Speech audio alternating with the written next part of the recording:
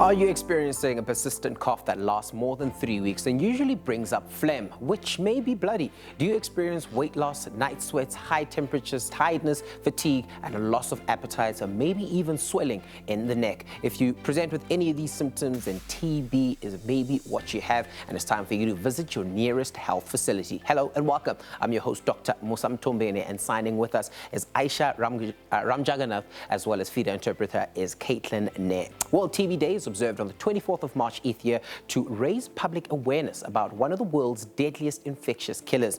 TB is preventable and treatable, and the theme for this year is Invest to End TB, Save Lives. On Vital Signs, we focus on tuberculosis, also known as TB. Coming up on the program, we speak to the head of pulmonology from the University of Cape Town about TB and multi-drug resistant TB. We speak to a medical doctor who contracted multi-drug resistant TB, and she's an advocate and activist as well, and shares her story with the world in an effort to beat TB. We'll then speak to General Secretary of the TAC, that's the Treatment Action Campaign, about what's being done to correct the implementation of TB programs since 2017 report from the TAC. And then we'll speak to the Director of Drug-Resistant TB and HIV programs at the National Department of Health about the increase in TB infection numbers and what could be attributed to this rise.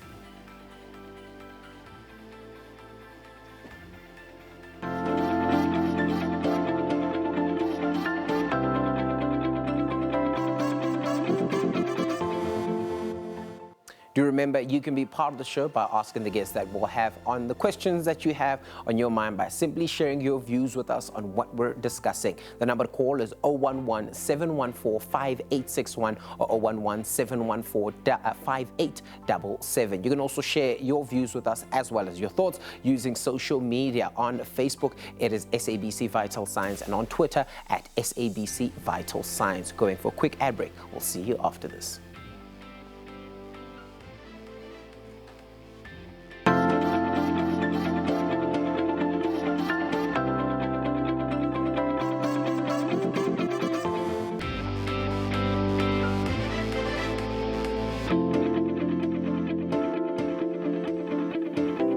Welcome back to Vital Signs. Now, South Africa is one of the countries that have the highest TB burden that is noted to contribute to 87% of the estimated incidence of TB cases worldwide. On its own, South Africa accounts for 3% of the cases globally, and among these 30 high-burden TB countries, the country is among the 14 countries with the highest burden of TB, TB-HIV, as well as MDR, and that, of course, is the MDR-TB. Now, the country's TB epidemic is driven by a number of factors, including low socioeconomic status, as well as a high HIV co-infection burden. Additionally, delayed health-seeking behavior amongst individuals with TB, as well as a high burden of undiagnosed disease in communities, also drives the TB epidemic. Now, let's welcome UCT Head of Pulmonology and world-renowned TB expert, Prof. Keaton Deda, who is going to have a chat with us this morning as we look forward to World TB Day. Good day, Prof. Thank you so much for joining us.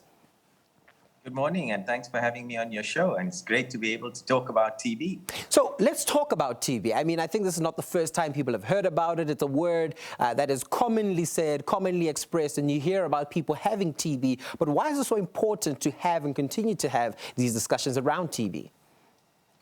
Well, I think TB, firstly, causes a tremendous amount of suffering and death in the country.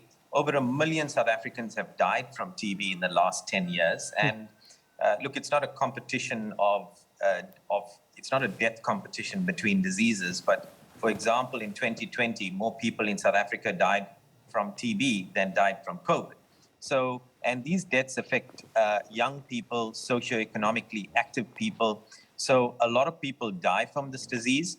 And if they don't die, a variable percentage of people, because they diagnosed late, end up with a lot of damage to their lungs and disability. So that's another reason why it's so important. In other words, unlike a urine infection, you treat it, you have these long-term effects of TB if the disease is not diagnosed early and treated quickly. And I guess one more layer to this, which is very important, we've talked a lot recently about socioeconomic development, creating jobs and the economy. And in fact, TB costs us a lot of money in terms of economic output per year. We actually don't know exactly how much, which is quite surprising.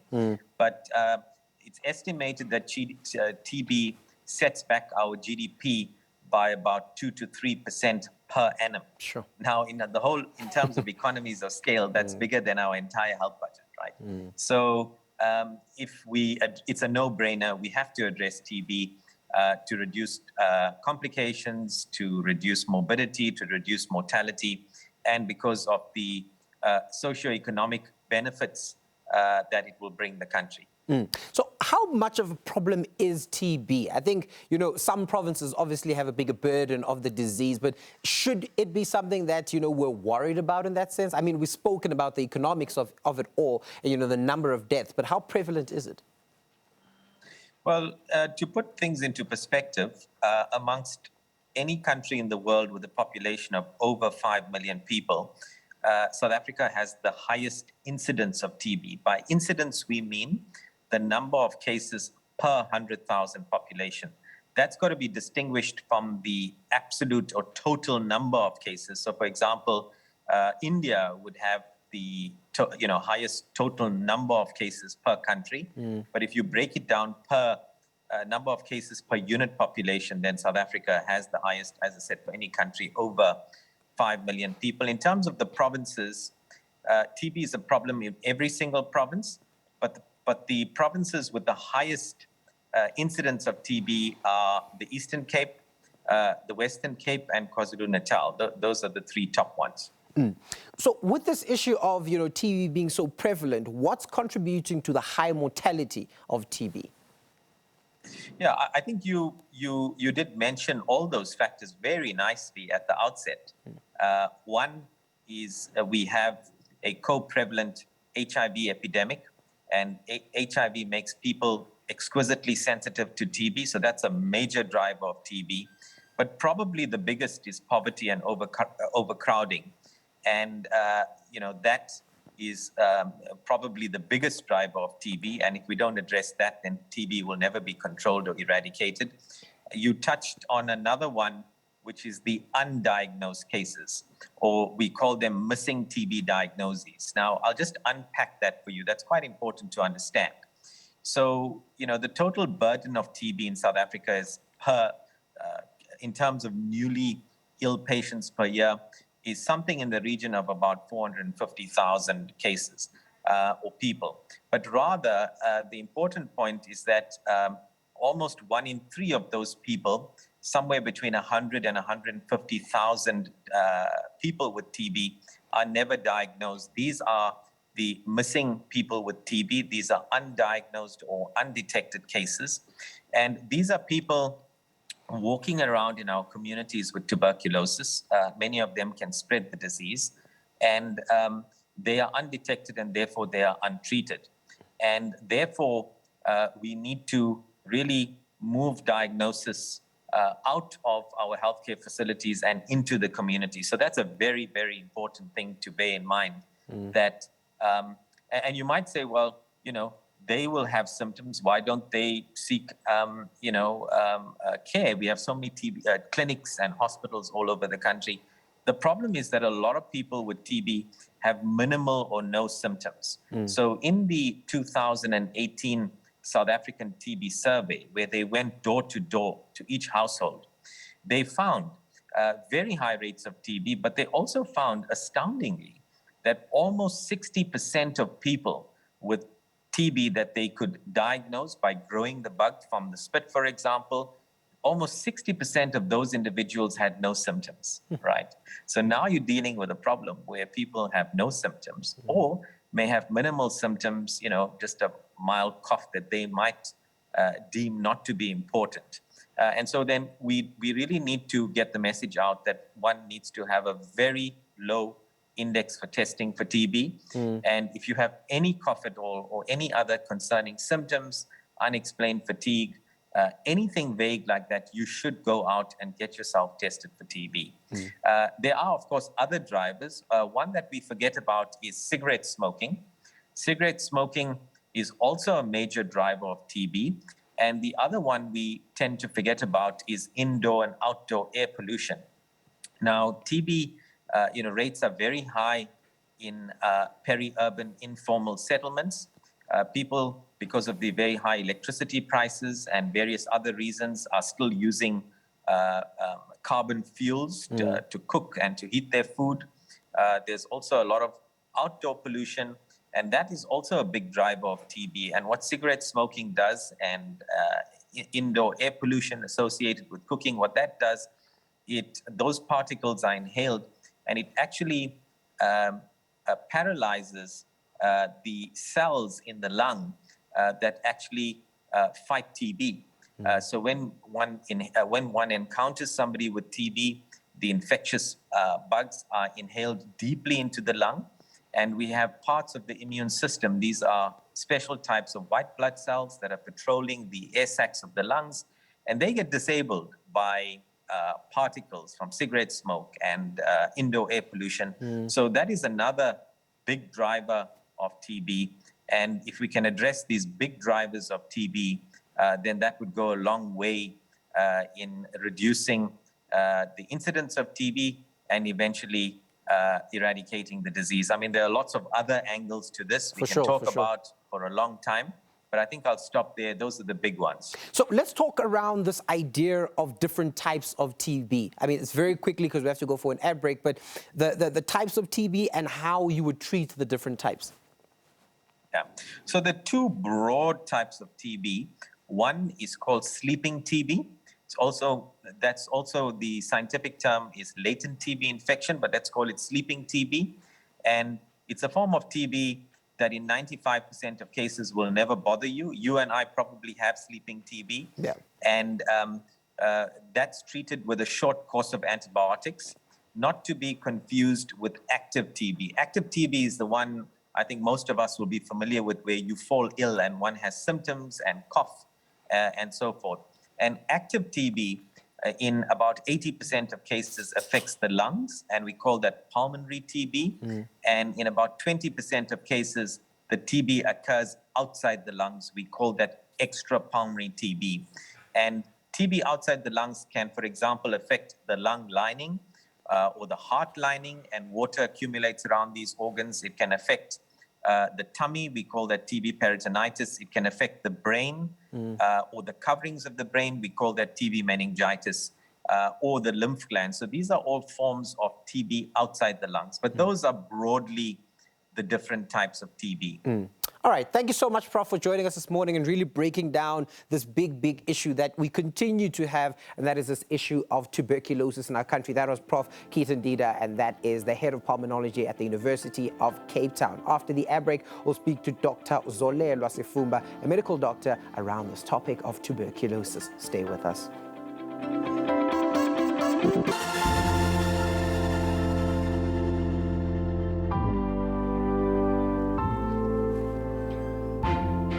Welcome back to Vital Signs. Now, tuberculosis is a serious public health issue in South Africa. About 450,000 people develop the disease every year, and 270,000 of those are also living with HIV. TB is South Africa's leading cause of death. About 89,000 people die from it every year. That's 10 people every single hour. Now, healthcare workers are not spared, as they're known to be at high risk of having latent TB infection and active TB disease through occupational exposure to patients. Dr. Zolelwa Sifumba was diagnosed with multi-drug-resistant TB and is now on the ground doing research and advocacy for healthcare workers working with TB patients. Good day, Doc. Thank you so much for joining us and getting ready to tell us your story. So here you are a medical doctor, everyone's proud of you, and you get TB. Take us through that journey.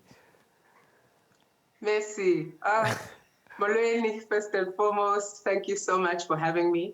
Yeah, it was scary. I, as a medical student, I think I had no idea. As much as we were going to be in the wards, seeing people with TB, I had no idea that me, myself, and I could be infected. And that had to do with us not really being educated that, yes, fine, there are risk factors, but also TB is also an airborne disease, so it will impact those who breathe. So I am one of those who breathe. And yeah, so it was quite, yeah, a whirlwind. I could not believe it myself.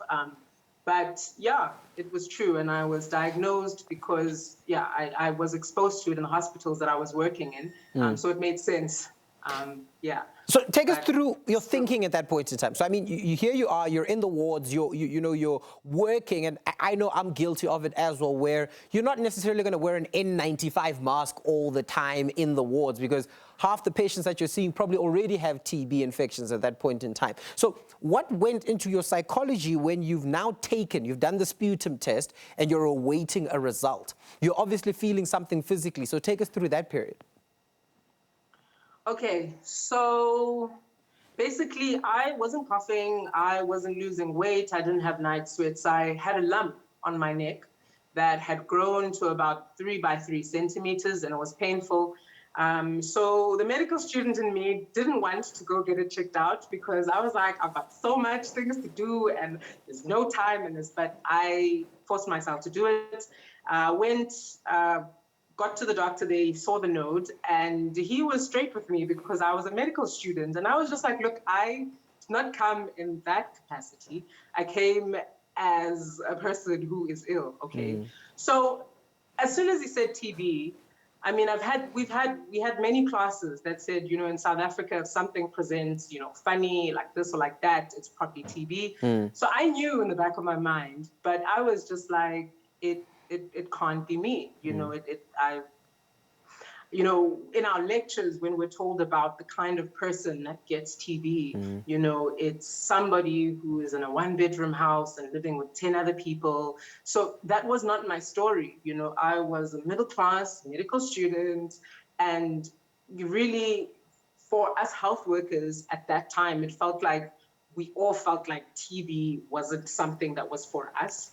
So I also I didn't believe it, even up until we did a biopsy and it looked exactly like TB, and I was being given, a referral letter to go to the clinic, but I couldn't believe it. And part of it was to do with the fact that I didn't see myself as somebody that would be at risk, and then it dawned on me that as medical students and as health workers, of course, all the illnesses are going to come towards us, which makes it important for us to protect ourselves all the time against it. And before I got it, I didn't know, how painful the treatment itself was, and the process of going through treatment. I have no idea. So that's why when I was diagnosed and I did go through such struggles, I began to realize that this is what, the people that we treat in the hospitals feel. And it's painful. It is a physical pain, it's a spiritual pain, it's an emotional pain. And you just don't really know. I was convinced that either the TB would kill me or the medication would kill me or I would kill myself, because it was such a hard time, and especially because I didn't expect it, So even diagnosis, the process itself, I was diagnosed on the phone, and it was just so crazy because I'd been taught, how to break bad news to people, yet the real system didn't function like that. And I was met with a lot of other difficulties, just trying to, continue treatment and withstand, the stigma that I received even from other health workers, So what made the treatment journey difficult for you, Zolelo? What made it difficult? I mean, you were diagnosed, I think, with MDR TB, which is a multi-drug resistant one. So normal people, for instance, we get their treatment for 9 months with the normal TB. What made your treatment different? So I was on treatment for 18 months. Sure. Which is a very long time. And I had to take about 21 different pills a day, as well as a really, really painful injection, really toxic injection that would cause people to lose their hearing and to lose their kidney function. But fortunately, through all the advocacy, global advocacy that's been done, we've removed that injectable. But the pills themselves have so many side effects. I was feeling like rubbish all day, and it felt even worse than when I had the TB, because the TB, I just had the node, but now all of a sudden I had diarrhea, I was vomiting, I had pain from the injection that was where they injected me and shooting down my legs and up my spine. After a couple of injections, it was difficult to sit, to stand, to be in the shower, letting water touch my back was so painful. So I'm on this medication that's essentially, I've read all the side effects as well. The medical student that I was very curious, but my curiosity was met with very tough, lists of side effects. But there was also, I guess, stigma where, people didn't really understand, the people around me didn't really understand where I got the TB from and how. And I think maybe the assumption was that maybe I did something, or, wasn't healthy enough or whatever. But I would tell people that, look, we're all here together, we are all under the same stressful conditions. We're all seeing patients, so there's nothing extra that I did, but is painful. It was hard physically to take this treatment, and knowing that it's going to be another 18 to 24 months was also like working on my mind and being scared, every single day that you take the pills, that you're not sure, what's going to happen, but you have to take them because you're not sure what the TB is going to do to you either, So before we're running out of time, and I'm very sorry to interrupt you there, but I want to talk about your advocacy and why it's so important that you do advocacy. It's very important that I do advocacy. I had to fight for what I believed in. And what I believed in was the fact that we were not doing enough, for those with TB, first of all, and also the health workers that are exposed to a variety of illnesses because of their occupation. I realized and decided that we're not doing enough. And I saw that not many people were speaking up. And of those who were speaking up, people weren't really listening to them, and I had an opportunity because I'm young, I'm fresh, I'm able to articulate certain things. I'm also a medical doctor now, so it was a bit easier. But I basically had to be what I needed, become what I needed, and get the system to also change and get people to also realize that this thing is very difficult. It's not easy. So I'd also tell people to support, if you know somebody in your life that has TB, to, support them and be there for them. We need psychosocial support. It's not just about the pills themselves, So I had to make people understand what it was like, so that they could also protect themselves, and that the system that we function in could change to protect us from these things, because N95s were difficult to find a couple of years ago. Yeah, definitely. But things have changed, and we as advocates and activists, I was and still am very keen and doing the work, because I feel it's important, for those who are voiceless and those who cannot articulate, the difficulties faced and what needs to change, So I had to do it. Thank you so much. Thank you so much. It was tough, and it still is, but I still do it. Thank you so much for sharing, Dr. Sifumba. I think it was very important. One of the highlights from what you've said is this idea that I had to become what I needed, which is so important, because a lot of people will actually be like, I've survived, I've made it through, let me continue with my life. But you've made it your new mission in life to go out and speak for those that couldn't speak for themselves. That was Dr. Zolelwa Sifumba, medical doctor. After the break, we speak to Anelo Yawa, the General Secretary from the Treatment Action Campaign. Stay with us.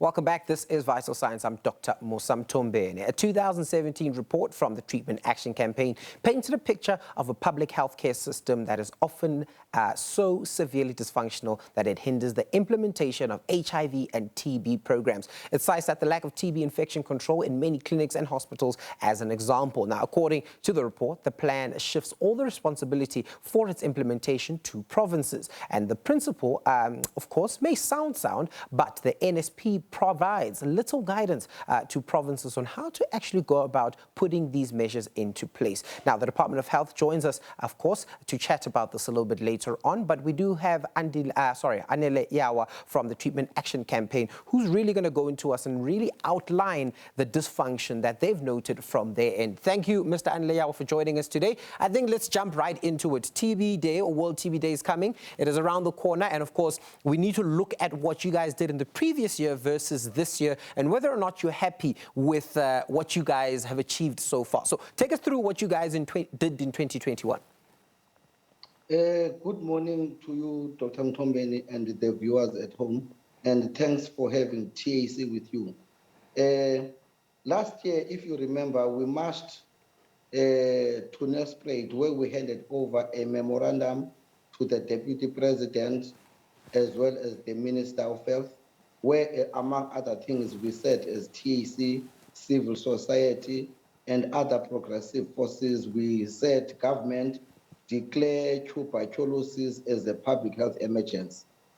From then, there was COVID disruptions and all that stuff, but I don't want to lie. On the 18th of March, we had a meeting with the Deputy President, the Minister of Health, the DG, and the TB thinking tank with civil society, where we discussed. And one of the things that was presented to us, which I think the Deputy President is going to announce it during the World TB Day, is around the TB recovery plan, where we as civil society and the government, we agreed on a number of things, like TB prevention therapy, the availability of E3HP, also the political will and the political commitment from the political principles, but also making sure that we take TB and we put it on the agenda of South Africa. But in that process, we are also talking about integration of services where HIV, TB, and COVID-19 will be integrated together so that as the country, when we respond, we don't only respond to tuberculosis, we leave TB or COVID-19 out. So that's where we are now. But also, it's always good to have these agreements on paper, but it becomes much better when what is on paper is actually translated or implemented on the ground. The paper or the plan might look good, but what is important is the implementation.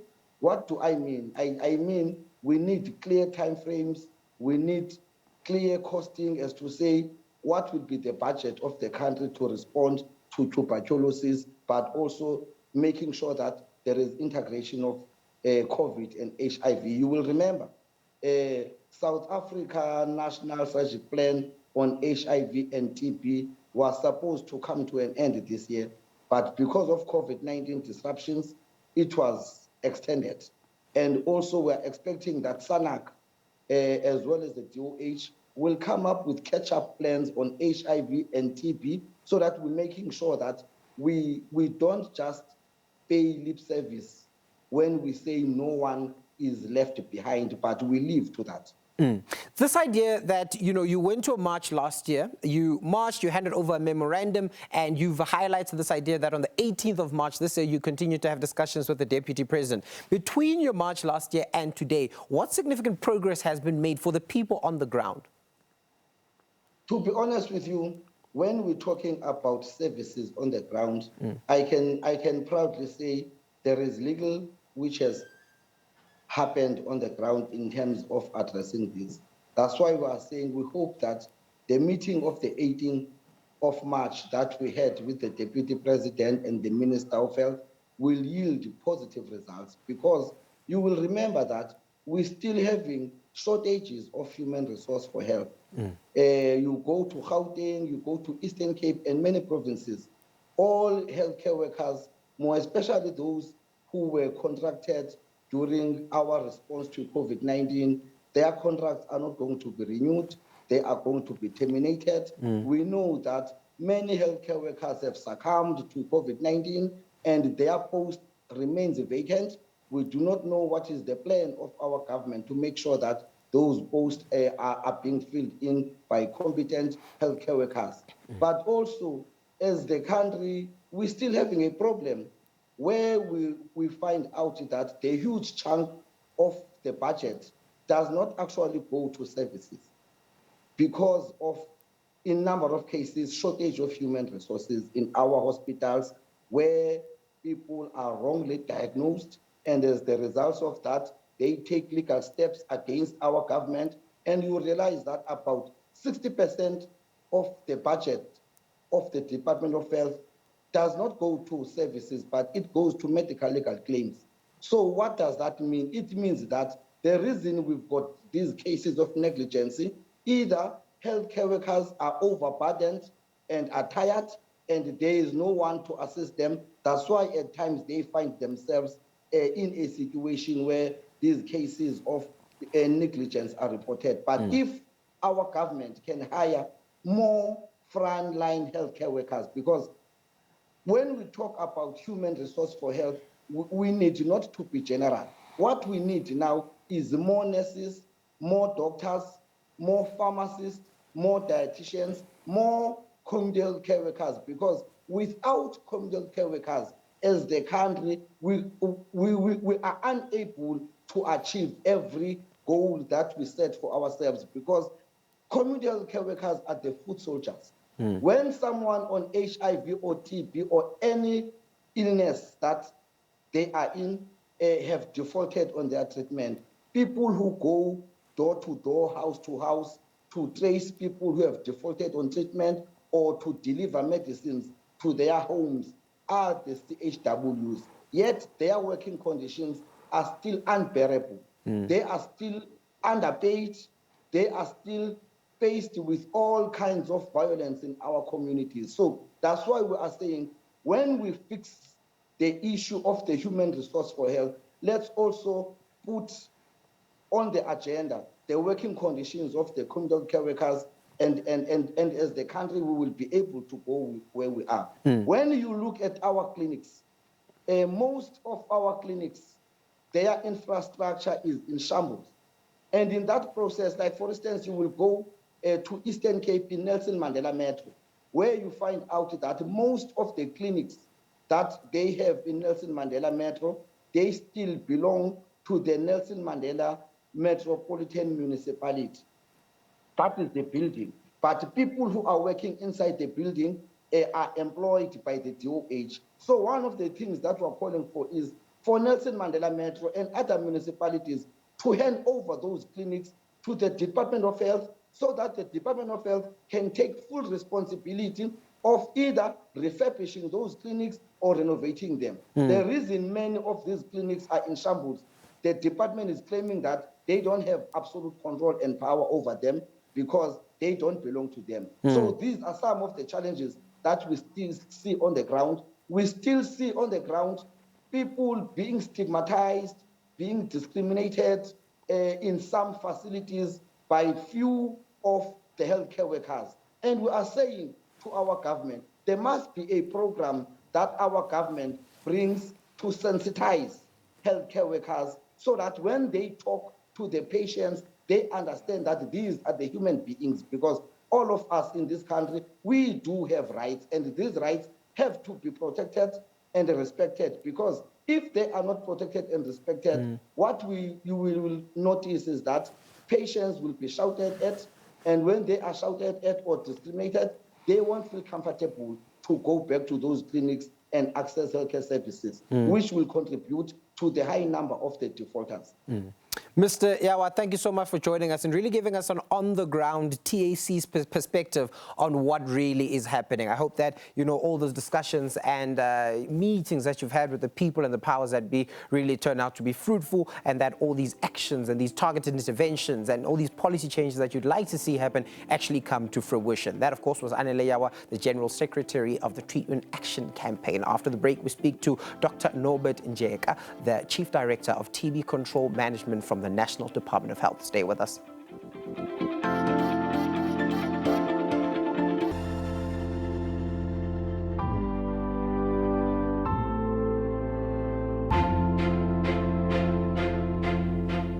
A World Health Organization report published in 2020 showed more people are falling ill with tuberculosis in South Africa than previously thought, but also that the country's treatment success for dangerous drug-resistant forms of the disease have improved. Now, the WHO Global Tuberculosis Report of 2020 indicates that around 360,000 people fell ill with TB in South Africa in 2019. That's a 20% increase over the previous year's numbers, and the WHO report estimated that 301,000 people fell ill with TB in 2018. Now, the increase at odds, of course, with the global average, which saw numbers decline slightly from 2018 to 2019. Now, the Chief Director of TB Control and Management from the National Department of Health, Dr. Norbert Njeka, joins us to talk about TB as we get into World TB Day very soon. Thank you so much for joining us, Doc. Thank you for inviting me. Good. So let's talk about TB control and what that looks like from a departmental perspective. What are your goals? What do you want to achieve, and where do we currently stand?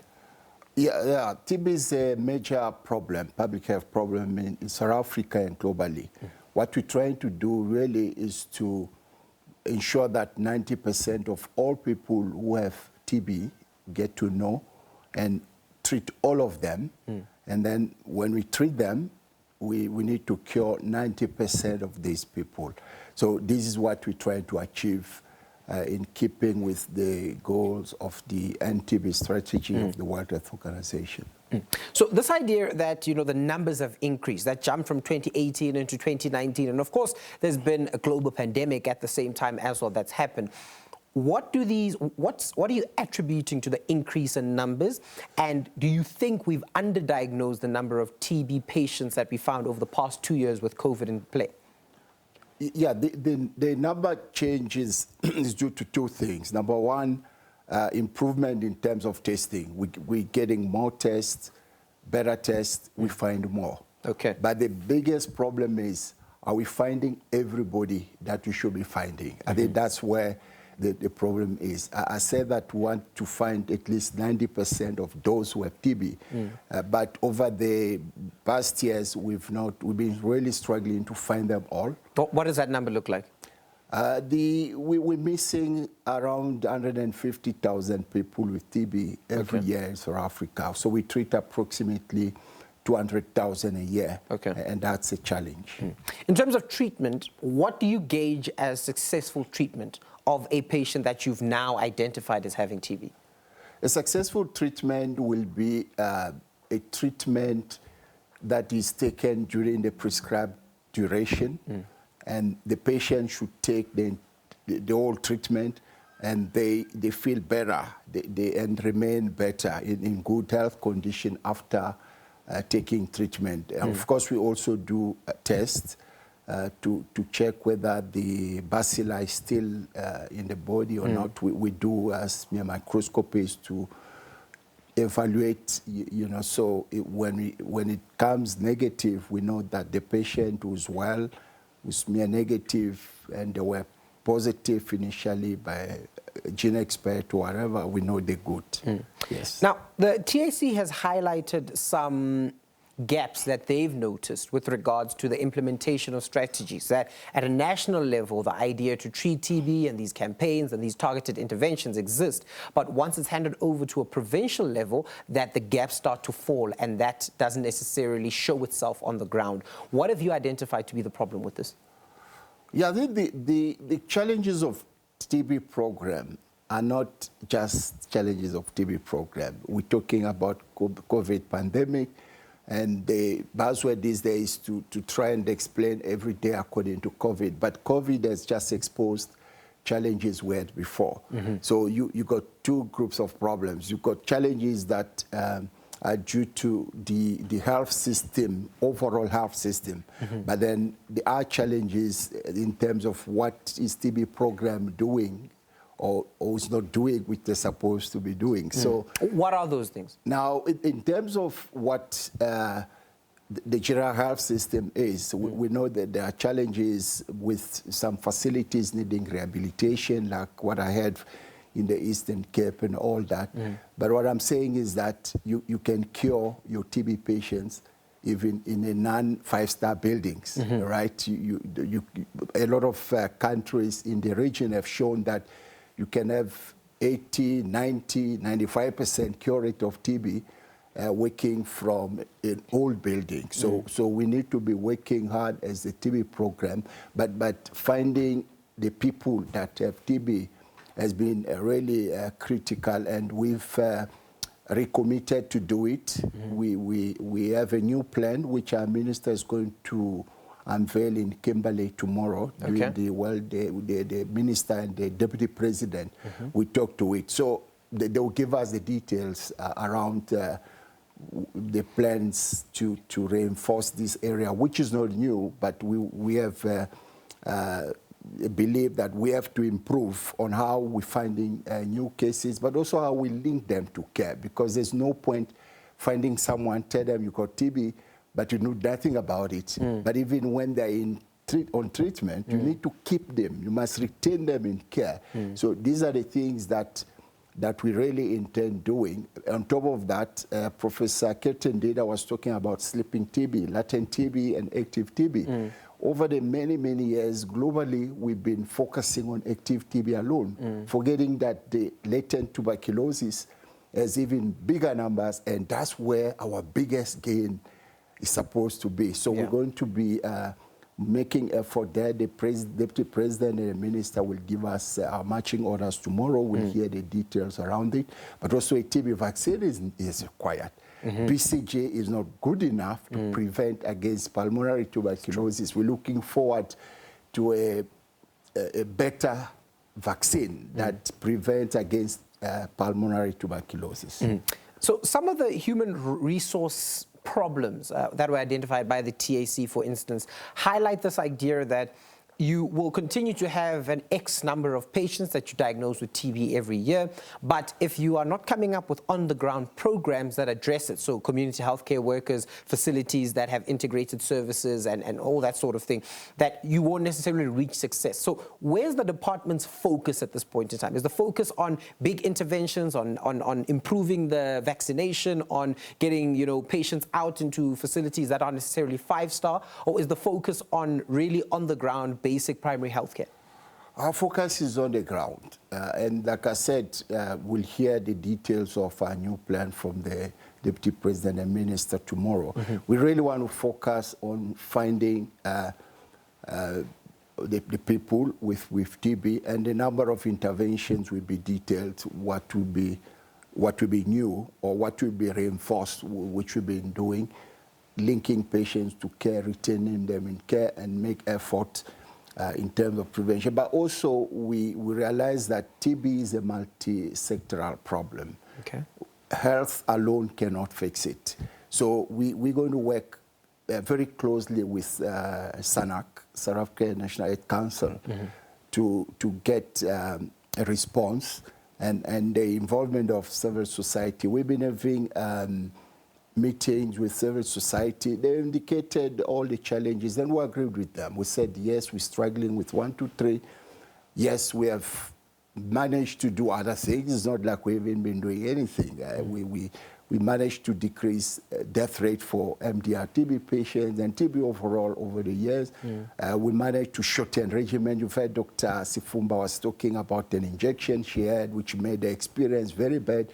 The experience of people with MDR TB today. We removed the injectable, became the first country in the world to do that in 2018, and we continue to see the benefit. The regimen, which was 2 years, we made it 18 months, then 9 months. Now we deciding to make it 6 months, maybe from next year or towards the end of the year.